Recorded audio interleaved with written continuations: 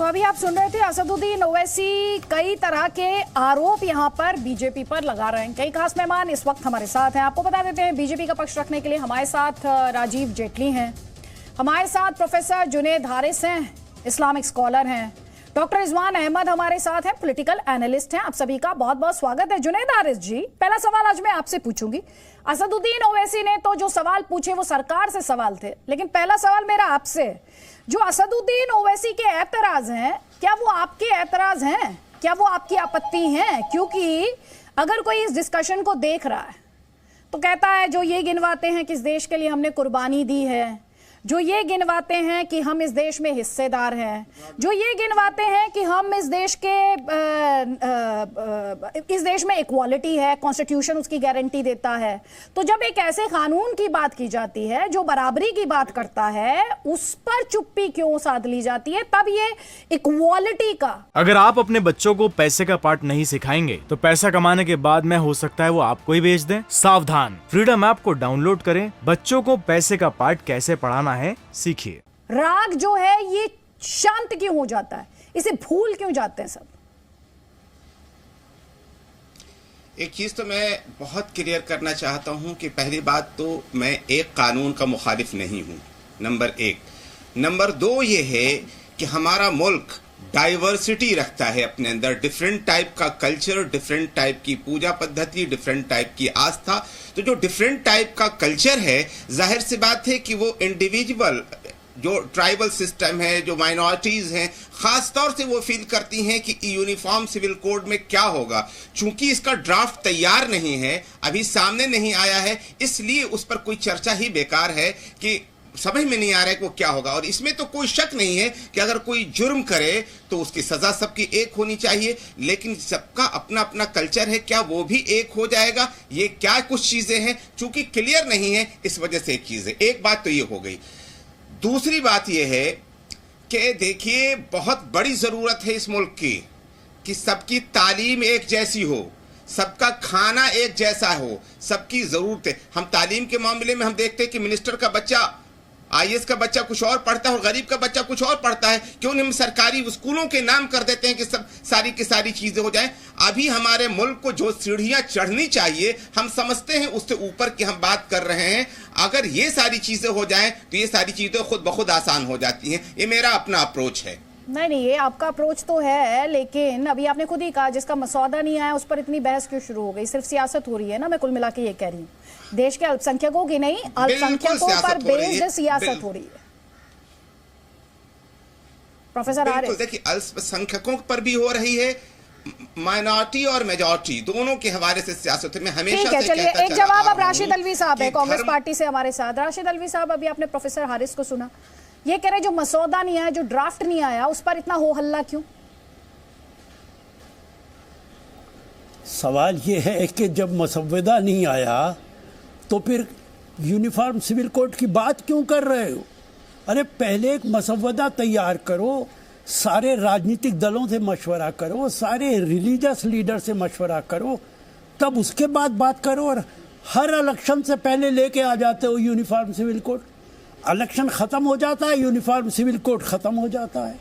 सिर्फ यही मुद्दा रह गया है। और मैं इनसे पूछना चाहता हूँ, बीजेपी के नेताओं से, डायरेक्टिव प्रिंसिपल्स में सिर्फ यूनिफॉर्म सिविल कोड है या और भी आर्टिकल्स हैं?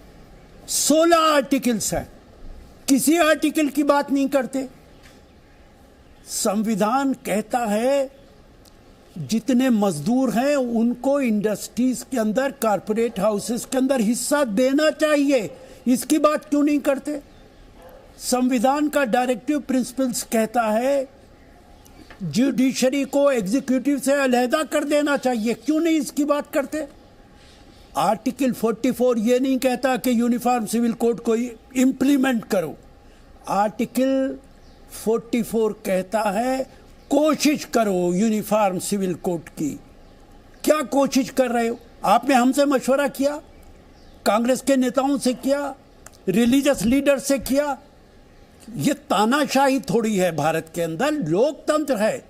अगर कुछ करना चाहते हो सबसे मशवरा करो, उसका मसौदा तैयार करो, सबसे बातचीत करो कि भाई ये ठीक मसवदा है, जवाब है, दीजिए बीजेपी से। इस राजीव पे जेटली आपकी जवाब कोई राय दीजिए। हो कह रहे हैं तो आप दो। बात करते हैं, और दूसरा जो मसौदा तैयार नहीं उस पर आपने सियासत शुरू कर दी। मुझे लगता है राशिद अलवी जी को थोड़ा अपडेट होकर आना चाहिए था। भारतीय जनता पार्टी की जहां पर भी सरकार है, हमने उसके अंदर जो फॉर्मर जस्टिस हैं हाई कोर्ट के, उनको नियुक्त किया है और वो लोगों से एक पोर्टल के माध्यम से जानकारी उपलब्ध कर रहे हैं और उनका फीडबैक ले रहे हैं कि अगर हमें यूनिफॉर्म सिविल कोड बनाना है तो उसके लिए आपके क्या क्या सुझाव हो सकते हैं।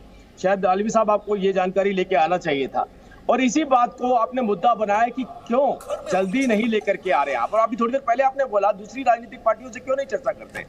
अलवी साहब, आपको याद होगा नेहरू जी ने बावजूद उसके कि अंबेडकर साहब ने कहा था हिंदू कोड बिल अगर आप लेकर के आ रहे हैं तो आपको ऐसा कानून लेके आना चाहिए जिसके अंदर सभी देशवासियों एक समान अधिकार हो और एक समान उनके कानून हो। नेहरू जी उस बात पे अड़ गए थे कि मैं हिंदू कोड बिल लेकर के आऊंगा। हिंदू महासभा ने भी इसका विरोध किया था, बावजूद उन्होंने उनकी बात नहीं मानी। उन्होंने कहा ये मेरा निर्णय है कि मुसलमानों को अलग अधिकार दूंगा और हिंदुओं को अलग अधिकार दूंगा। जैन अलग अधिकार लेंगे, सिख अलग अधिकार लेंगे, बौद्ध अधिकार अलग अधिकार लेंगे। मतलब हिंदू कम्युनिटी केवल ईसाई अलग लेंगे, केवल मुसलमानों को छोड़ करके बाकी सबके अधिकार अलग होंगे और मुसलमानों के अधिकार अलग होंगे। ये कैसा न्याय किया आपने, बताइए इस देश की जनता के साथ। चलिए ठीक है, आप इतिहास से जुड़ा हुआ सवाल पूछ रहे हैं, मैं इस पर बाद में जवाब लूंगी, लेकिन एक कमेंट में यहाँ पर लूंगी रिजवान अहमद का। रिजवान अहमद, एक सवाल है जिस सवाल के साथ मैंने शुरुआत की थी। सवाल ये है, ये वो पॉलिटिक्स है जो कहती है, जो ये गिनाना भूलती नहीं कि भाई मुसलमानों ने कुर्बानी दी है। हालांकि ये सवाल उठना नहीं चाहिए, किसी को डाउट नहीं है, ना कोई सवाल पूछ रहा है, लेकिन फिर भी आती है और कहते हैं लोग, नेता आकर कहते हैं कुर्बानी दी है हमने, हमें सेकंड रेट सिटीजन बनाया जा रहा है, हम तो इस देश में किराएदार नहीं है, हम इस देश के हिस्सेदार हैं। जब आपका इतना हक है और यूसीसी की बात की जाती है तो यूसीसी से डर क्यों है? इस डर का आधार क्या है? क्यों डरता है? या सियासत ये डर डराने की कोशिश करती है अल्पसंख्यकों को? जी हाँ, शुक्रिया। जय हिंद, वंदे मातरम। जय हिंद। आपने कहा कि मुसलमान कहता है हम किराएदार नहीं, शुक्रिया। आपने कहा कि मुसलमान कहता है हम किराएदार नहीं हैं, हम हिस्सेदार हैं। अरे अदिति जी, अगर हिस्सेदारी कह दे तो फिर प्रॉब्लम क्या है? वो तो कहता है हम ये देश हमारे बाप का है, आदम अलैहिस्सलाम यहीं पर उतरे थे। हिस्सेदारी में तो किसी को प्रॉब्लम ही नहीं है। प्रॉब्लम तो वहां आती है, वो कहते हैं हमारे बाप का है, पहली चीज। दूसरी चीज, आपने कुर्बानी की। पता नहीं आपको याद है नहीं, आप तो मुझसे बड़ी छोटी हो उम्र में। एक आती थी सिवा का गीत माला अमीर सियानी की, बहन और भाइयों, तो उसमें जो गाना 25 हफ्ते बज लेता था उसकी सिवा का गीतमाला पे बारात निकाल दी जाती थी, फिर वो बजता नहीं था। तो हमने इस देश के लिए कुर्बानी दी, हमने इस देश के लिए कुर्बानी दी।